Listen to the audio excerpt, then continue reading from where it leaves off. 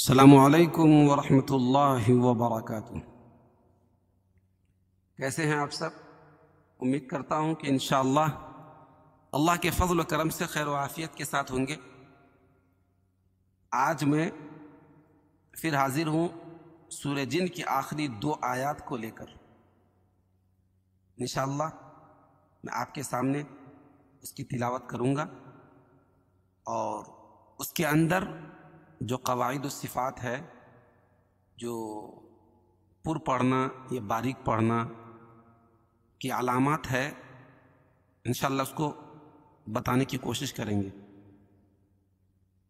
اور اگر ہماری ویڈیوز آپ کو پسند آ رہی ہے پلیز ہمارے چینل کو سبسکرائب کریں اور بیل آئیکن کی گھنٹی جو اس کو پریس کر دیں تاکہ ہمارے آنے والی دوسری ویڈیوز کا نوٹیفیکیشن آپ کو سب سے پہلے مل جائے۔ اور جو ہمارے پرانے دوست ہیں پلیز لائک، کومنٹ، اگر آپ کے ذہن میں کوئی بھی سوال رہتا ہے مخارج و صفات اور قواعد کے متعلق تو آپ بلا جھجک پوچھ سکتے ہیں۔ چلیے اب ہم لوگ قرآن کے پیج پہ چلتے ہیں۔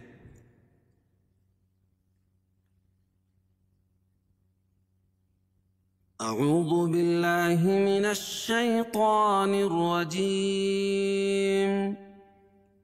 بسم اللہ الرحمن الرحیم۔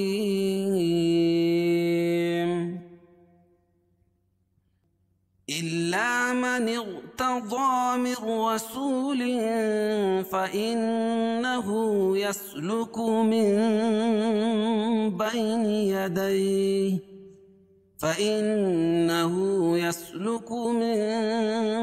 بين يديه ومن خلفه رصدا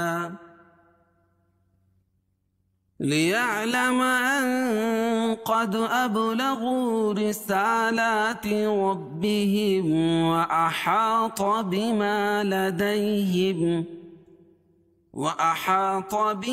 لديهم وأحصى كل شيء عددا إلا من ارتضى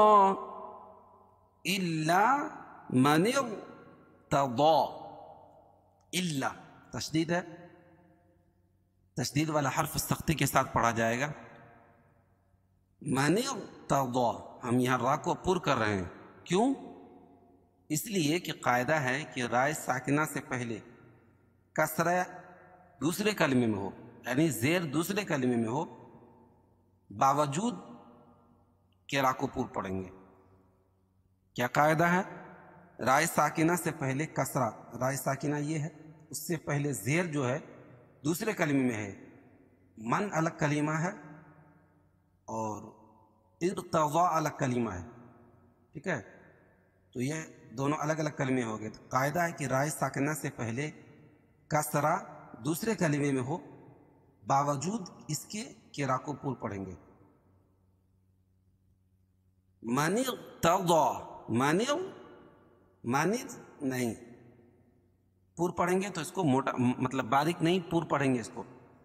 الا من ارتضى، کھڑا زبر قائم مقام الف مدہ کہ اس کو ایک الف کے برابر کھینچ کے پڑھیں گے اور ضاد کو موٹا پڑھیں گے، کیونکہ حروف مستعلیہ میں سے ہے۔ حروف مستعلیہ 7 ہیں، خا، صاد، ضاد، غین، طا، قاف اور ظا۔ من رسول فإنه يسلك، من رسول، قاعدہ ہے کہ نون ساکن یا تنوین کے بعد ادغام بلا غنہ کے 2 حرف لام اور را میں سے کوئی بھی حرف آئے تو وہاں ادغام تو کریں گے لیکن غنہ نہیں کریں گے۔ من رسول کیا؟ اور رائے مشددہ کے اوپر زبر یا پیش ہو تو را کو پر پڑھیں گے، تو یہاں را پر پڑھی جائے گی۔ من رسول، اور واو ساکن سے پہلے پیش ہو تو واو مدہ، اور من رسول،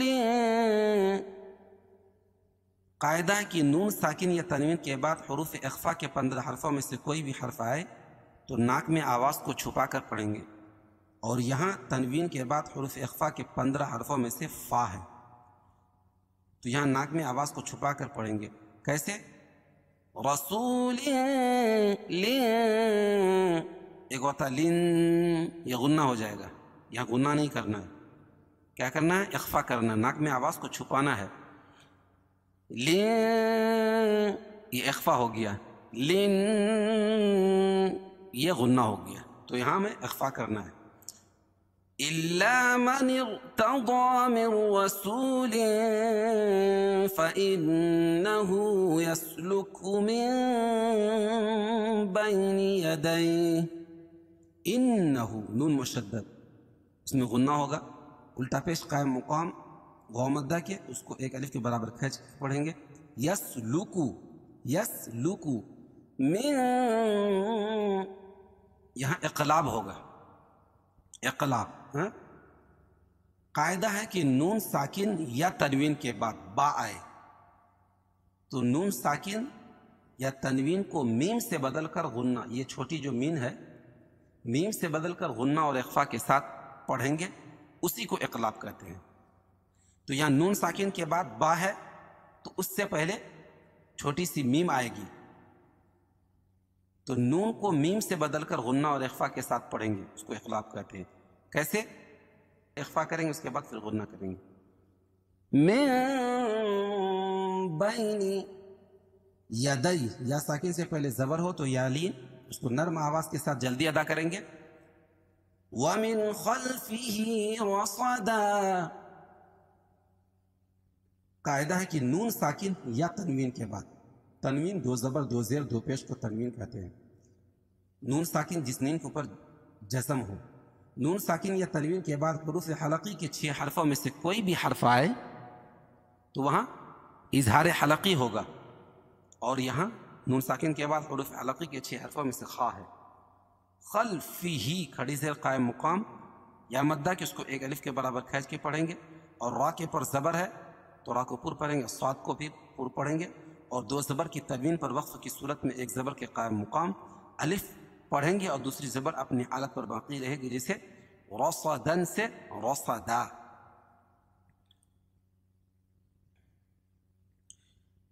إِلَّا مَنِ ارْتَضَىٰ مِن رَّسُولٍ فَإِنَّهُ يَسْلُكُ مِن بَيْنِ يَدَيْهِ، فَإِنَّهُ يَسْلُكُ مِن بَيْنِ يَدَيْهِ وَمِنْ خَلْفِهِ رَصَدًا لِيَعْلَمَ أَن قَدْ أَبْلَغُوا رِسَالَاتِ رَبِّهِمْ وَأَحَاطَ بِمَا لَدَيْهِمْ. لِيَعْلَمَ، لِيَعْلَمَ ان اخفاء حقیقی. قاعدہ ہے کہ نون ساکن یا تنوین کے بعد حروف اخفا کے 15 حرفوں میں سے کوئی بھی حرف آئے تو وہاں ناک میں آواز کو چھپا کر پڑھیں گے. کیسے؟ ان اخفا ہوتا ہے. قد دال پر قلقلہ، کیونکہ حروف قلقلہ کے 5 حرفوں میں سے جب ان پر جزم ہو وہاں قلقلہ ہوگا. اب یہاں بھی قلقلہ. قاف طا با جیم دال یہ حروف قلقلہ ہے. اب لغو واو ساکن سے پہلے پیش ہو تو وہ مدہ. رسالاتی را کے نیچے زیر ہے تو را کو باریک پڑھیں گے اور سین پر کھڑا زبر لام پر کھڑا زبر دونوں جگہ ایک ایک الف کے برابر کھینچ کے پڑھیں گے. ربہم را کے اوپر زبر ہے تو را کو پڑھیں گے. اور میم ساکن کے بعد میم اور با کے علاوہ کوئی اور حرف آئے تو اظہار شفوی ہوتا ہے، اس کو ظاہر کر کے پڑھیں گے.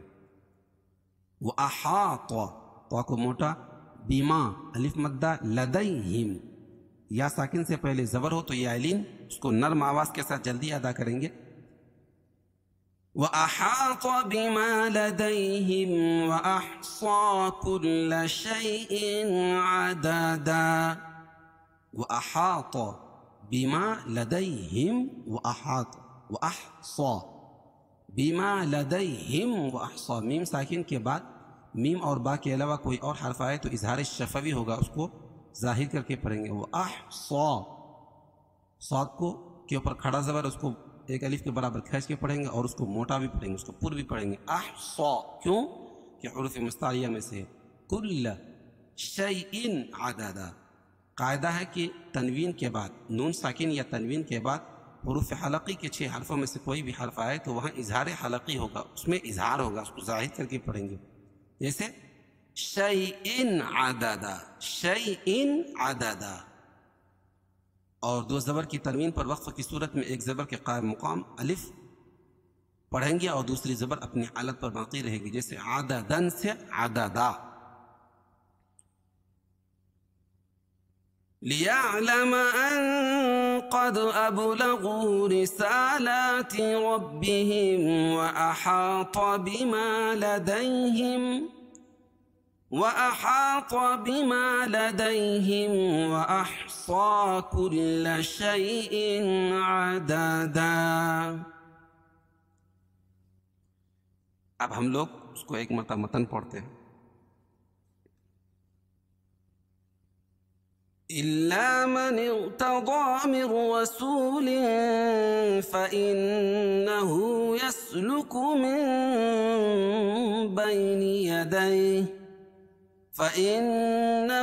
يَسْلُكُ مِن بَيْنِ يَدَيْهِ وَمِنْ خَلْفِهِ رَصَدًا لِيَعْلَمَ أَن قَدْ أَبْلَغُوا رِسَالَاتِ رَبِّهِمْ وَأَحَاطَ بِمَا لَدَيْهِمْ وَأَحْصَى كُلَّ شَيْءٍ عَدَدًا۔ صدق الله العظيم۔